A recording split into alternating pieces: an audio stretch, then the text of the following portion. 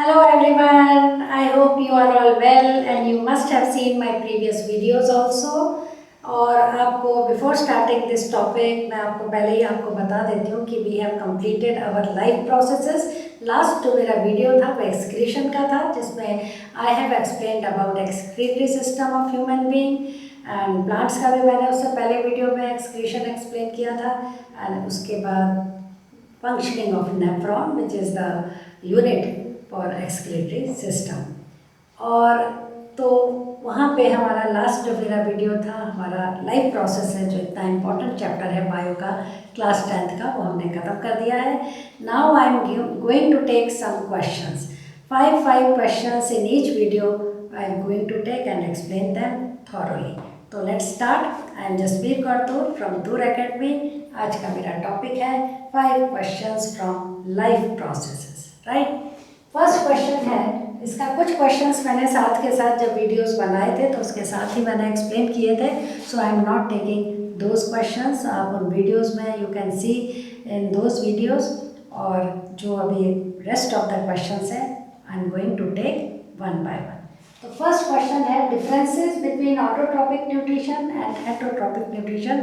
आई hope कि अब तक तो ये सबको पता ही लग गया होगा कि सब ने स्कूल्स में भी ये चैप्टर कर ही लिया होगा कि ऑटोट्रॉपिक एंड हेटरोट्रॉपिक न्यूट्रिशन में क्या डिफरेंस है। तो नंबर 1 डिफरेंस ये है कि autotrophic nutrition is that nutrition in which organisms are able to manufacture their food by absorbing raw materials from the environment. So again I will repeat what is autotrophic nutrition. कई बार क्या होता है कि बच्चों को आता तो है answer, but they do not know how to write it, ताकि वो आपका एक्सेलेंट आंसर बन जाए। एक एवरेज आंसर होता है, एक ठीक ठीक है, अच्छा आंसर लिख दिया आपने, एक होता है एक्सेलेंट आंसर, तो उसके अकॉर्डिंग फिर आपको मार्क्स मिलते हैं। बच्चे कई बार कहते हैं कि हमने बिल्कुल ठीक लिखा था आंसर, पर हमारे मार्क्स तो 2 में से 1 मार्क्स ही आए, हमारे फुल मार्क्स उसमें क्वेश्चन में नहीं आए। तो वहाँ पे क्या फ़र्क पड़ जाता है कि आपने क्वेश्चन का आंसर तो बिल्कुल सही लिखा है, बट आपका एक्सप्रेशन इज़ नॉट गुड। आपने उसको बिल्कुल एक करेक्ट और कंप्लीट आंसर नहीं लिखा है। और आप हमेशा मैं आप स्टूडेंट से यही सजेशन आपको देती हूँ कि whenever you start writing an answer, आप आंसर ये सोच के लिखो कि जो भी इसको चेक करेगा उसको कुछ नहीं आता है। आपने ही जो कुछ एक्सप्लेन करना है वो आपने ही एक्सप्लेन करके उसको समझाना है। जैसे टीचर्स हम ये सोच के आपको पढ़ाते हैं कि आपको नहीं आता, जो बताना है हमने ही बताना है, और जितने अच्छे तरीके से हम आपको बताएंगे आपका रिजल्ट उतना ही अच्छा, रिस्पॉन्स उतनी अच्छी आएगी। उसी तरह से whenever you start writing an answer, आपके माइंड में भी you should keep this thing in your mind that you will have to explain the answer excellent, बिल्कुल एक्सेलेंट आंसर आपने एक्सप्लेन करना है, राइट। तो वो है अब ऑटोट्रॉपिक न्यूट्रिशन में एक एक and use more and more technical words while you are answering. Science का जब आप आंसर एक लिख रहे हैं आपको टेक्निकल वर्ड्स आने चाहिए। जैसे इम्प्योर ब्लड है तो आप लिखिए डीऑक्सीजनेटेड ब्लड, जैसे प्योर ब्लड है तो you will write oxygenated blood. तो एग्जामिनर को ये पता लगेगा you know the exact terms for this term, इसका जो टेक्निक है उसका एग्जैक्ट टर्म आपको पता है।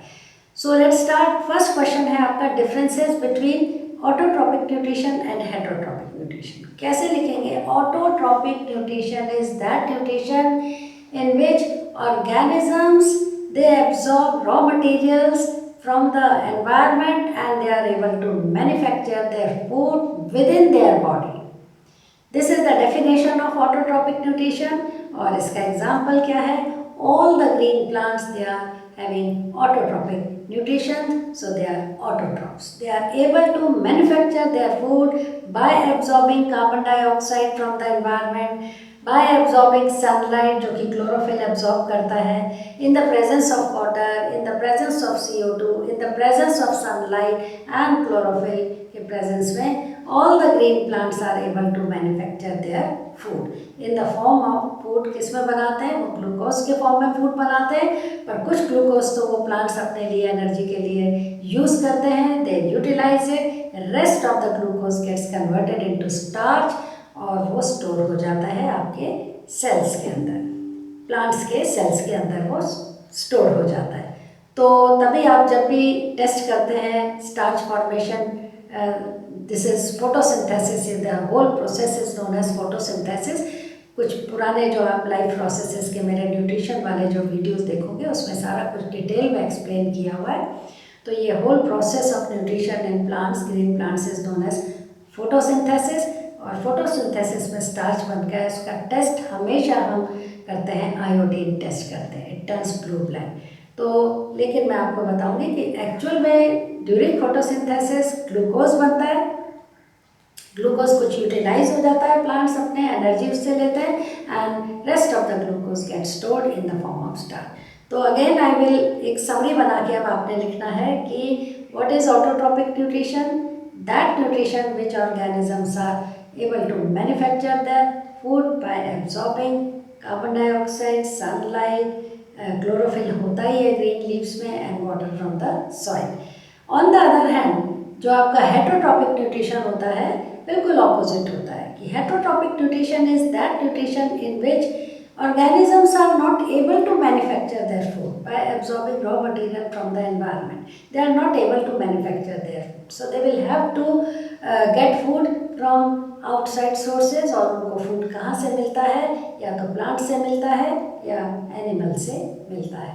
So these are the two sources to get food by these heterotrophic organisms. So what is heterotrophic nutrition? The nutrition in which organisms are not able to manufacture their food. And further you can classify heterotrophic nutrition into three categories.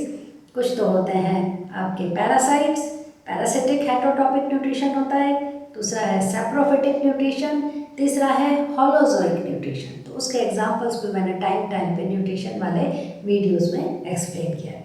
तो ये difference है between autotrophic nutrition and heterotrophic nutrition. Auto दूसरा point इसके एक तो definition हो जाएगी, दूसरा पॉइंट आप लिख सकते हो कि autotrophic nutrition takes place in green plants only, और दूसरा जो आपका हेटरोट्रॉपिक न्यूट्रिशन होता है वो होता है इधर इन आपके जो नॉन ग्रीन प्लांट्स हैं या फिर एनिमल्स में होता है, ह्यूमन बीइंग में होता है। So that is the difference. दूसरा क्वेश्चन है, सेकेंड क्वेश्चन मैंने आपको लिखा है, role of hydrochloric acid in your stomach. आपके स्टमक में हाइड्रोक्लोरिक एसिड का क्या रोल है? तो आप इसको क्या करोगे, आता तो सबको होगा ये इसका आंसर, पर आप इसको कैसे, how to write an excellent answer, आप इसके पॉइंट्स लिखोगे। क्लियर कट पॉइंट अगर आप लिखते हैं किसी भी आंसर में, देन एग्जामिनर पे इम्प्रेशन अच्छा पड़ता है, आप उसको पता लगता है इसके माइंड में आंसर बिल्कुल क्लियर है। कई बार क्या करते हैं बच्चे, घुमा फिरा के एक पैराग्राफ लिख देते हैं, उसमें से ढूंढना पड़ता है कि विच सेंटेंस इज इम्पॉर्टेंट और आपने कहाँ आंसर इसमें छुपा के लिखा हुआ है। तो आपने क्या करना है, क्लियर कट इसके पॉइंट्स लिखने हैं। फर्स्ट पॉइंट है कि hydrochloric acid being an acid, it makes the medium of stomach, जो भी स्टमक के अंदर है उसका मीडियम एसिडिक बना देता है। और उसका रीज़न ये है, एसिडिक मीडियम बनाने का नेचुरल वे में ये सारे प्रोसेस होते हैं, जो आपके इनर वॉल्स हैं स्टमक की, वहाँ से ये हाइड्रोक्लोरिक एसिड प्रोड्यूस होता है। And this hydrochloric acid it makes the medium of food what ever is present in the stomach, जो भी फूड स्टमक में होता है उसका मीडियम एसिडिक कर देता है। उसका रीज़न क्या है, क्यों एसिडिक मीडियम इज नेसेसरी? क्योंकि जो भी एंजाइम्स प्रोड्यूस होते हैं, like pepsin is produced in the stomach which digest your protein को पेप्टोन में कन्वर्ट करता है, it works in the presence of acidic medium only. अगर ये HCl ठीक से आपके बॉडी में नहीं प्रोड्यूस हो रहा, तो ये एंजाइम्स जो स्टमक में प्रोड्यूस हो रहे हैं, they will not work efficiently और वो आपका डाइजेशन कंप्लीट नहीं होगा। सो एसिडिक मीडियम बनाता है HCl स्टमक में फूड का। और नंबर 2 है एक और कि जो भी आप फूड लेते हैं along with your food, sometimes you take उसके साथ साथ कुछ जर्म्स, माइक्रोस्कोपिक जर्म्स या हार्मफुल जर्म्स भी आपके फूड के साथ साथ बॉडी के अंदर एंटर करते हैं। So this hydrochloric acid it kills the germs. So these are the 2 functions of hydrochloric acid in your stomach. इससे रिलेटेड कुछ और भी क्वेश्चन है, पेप्टिक अल्सर भी इसी से रिलेटेड है, जो टाइम पे मैंने ट्यूशन उसका जो आपका न्यूट्रिशन वाला चैप्टर है उसमें मैंने आपको एक्सप्लेन किया हुआ है। नेक्स्ट पॉइंट है इसका क्वेश्चन मैं आपको एक्सप्लेन कर रही हूँ, what is the function of digestive enzymes. आपको मालूम है आपके बकल कैविटी से ही स्टार्ट हो जाते हैं डाइजेस्टिव एंजाइम प्रोड्यूस होने, और आपके स्टमक में भी प्रोड्यूस होते हैं, आपके स्मॉल इंटेस्टाइन में भी एंटर होते हैं कुछ एंजाइम्स। तो आपका क्वेश्चन है कि what is the function of this digestive enzymes. Enzymes को बायोकैटलिस्ट भी कहते हैं। तो एंजाइम्स का फंक्शन होता है either they start the reaction, या ये रिएक्शन को स्पीड अप कर देते हैं। केमिस्ट्री में भी हम पढ़ते हैं कैटलिस्ट, ये भी एक कैटलिस्ट की तरह ही काम करते हैं। इनको हम बायो कैटलिस्ट भी कह सकते हैं, और क्योंकि डाइजेशन से रिलेटेड है ये, so we will call them digestive enzyme. Digestive enzyme का फंक्शन क्या है? फंक्शन इनका आप आंसर कहाँ से स्टार्ट करोगे कि व्हाटएवर न्यूट्रिएंट्स, जो भी आप फूड खाते हो, like you take carbohydrate, you take proteins, you take fats, these are highly complicated molecules। ये बहुत ही complicated molecules हैं, and they are insoluble in your body fluid, that is ये blood में, आपका जो blood है उसमें insoluble है। जो भी आप खाते हो डाइजेस्ट होके वो जाता है ब्लड में, और ब्लड उसका फंक्शन जहाँ जहाँ भी फंक्शन है वहाँ उसको ट्रांसपोर्ट करता है। ये हमारा एक नॉर्मल सिस्टम है। तो आपके जो डाइजेस्टिव एंजाइम्स क्या हैं कि वो आपके न्यूट्रिएंट्स, जो फूड है, प्रोटीन्स है, कार्बोहाइड्रेट है, फैट्स है, उसको इतना सिंपल फॉर्म में they break down in such a simple form कि they become soluble in your blood. Like protein है, it is insoluble in your blood. अगर ब्लड में वो इनसोल्यूबल है, it's a very complicated organic molecule, तो blood में जब वो सोल्यूबल ही नहीं होगा तो उसका ट्रांसपोर्टेशन नहीं होगा, सो उसका कोई फ़ायदा ही नहीं है प्रोटीन का। तो डाइजेस्टिव एंजाइम क्या करते हैं कि ये आपके प्रोटीन को उसके सिंपलेस्ट फॉर्म में कन्वर्ट कर देते हैं, simplest and soluble form, and that is amino acids. Protein gets digested in its simplest and soluble form by digestive enzymes. वो कौन कौन से एंजाइम्स हैं वो आपको डाइजेशन में मैंने एक्सप्लेन किया है।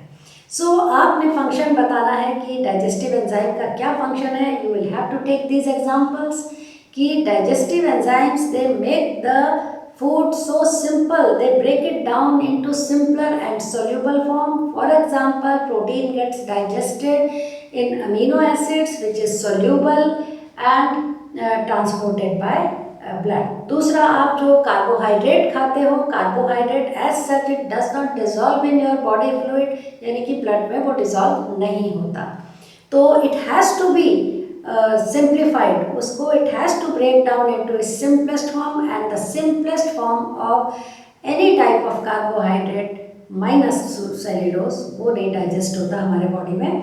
तो स्टार्च है, शुगर है, these are the two forms of carbohydrate, they get digested by using digestive enzymes into their simplest form, that is glucose।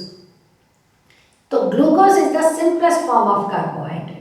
Glucose dissolve होता है आपके ब्लड में, और ब्लड उसको ट्रांसपोर्ट करता है to each and every cell, उससे हमें फिर एनर्जी मिलती है। इसी तरह से फैट तो एक बहुत ही लार्ज एंड कॉम्प्लिकेटेड मॉलिक्यूल है। एज सच तो ब्लड में वो डिजॉल्व होता ही नहीं, it is not soluble in your blood, तो वो फिर ट्रांसपोर्ट नहीं होगा, राइट, उसका कोई फ़ायदा ही नहीं होगा। There is no advantage of fat unless it breaks down its simplest form. तो सिंपलेस्ट फॉर्म आपके जो फैट है उसको डाइजेस्टिव एंजाइम सिंपलेस्ट फॉर्म में they break it down, and the simplest form of fat is fatty acids and glycerol. तो fatty acids and glycerol में fat breaks down in the presence of digestive enzyme, और फिर वो आपके blood में जाता है, ट्रांसपोर्ट होता है, और जो भी उसका फंक्शन है वो होता है। तो अब इसकी पूरे जो मैंने आपको एक्सप्लेन किया है, इट्स नॉट नेसेसरी कि आप जो भी मैं एक्सप्लेन कर रही हूँ वो सारा कुछ आंसर में लिखो। आपने अब इसकी समरी बनानी है, आपने सिंपल वे में इसका आंसर लिखना है कि डाइजेस्टिव एंजाइम्स का फंक्शन क्या है।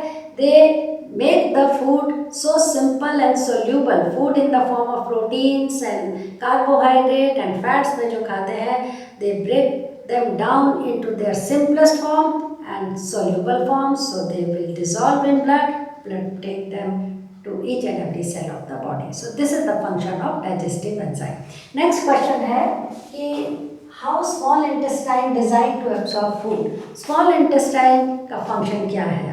स्मॉल इंटेस्टाइन का मेन फंक्शन है कि वहाँ तक पहुँचते पहुँचते आपका सारा फूड डाइजेस्ट हो जाता है। सो ऑलरेडी डाइजेस्टेड फूड अब क्या होगा? It has to be absorb. Inner walls जो स्मॉल इंटेस्टाइन की हैं, they are design to absorb more and more digested food. वो कैसे डिज़ाइन होती हैं? आपको मैंने जब डाइजेशन वाला ये टॉपिक कराया था एलिमेंट्री कैनाल, तब मैंने बताया था कि अगर आप cross section, this is the transverse section और cross section of your small intestine, तो इसकी जो वॉल्स हैं उसमें फिंगर लाइक प्रोजेक्शंस होते हैं, like this, finger like projections होते हैं लाइक दिस, और ये इसका ल्यूमन है।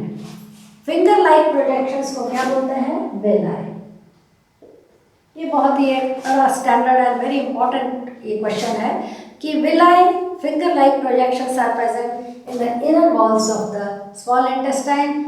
फंक्शन इसका क्या है कि they increase the surface area so much, इतना सरफेस एरिया इसका स्मॉल इंटेस्टाइन की इनर वॉल्स का बढ़ जाता है, so they it can absorb more and more amount of digested food. So this is the in this way your small intestine is designed to absorb more and more digested food. तो ये मिला है, they increase the surface area.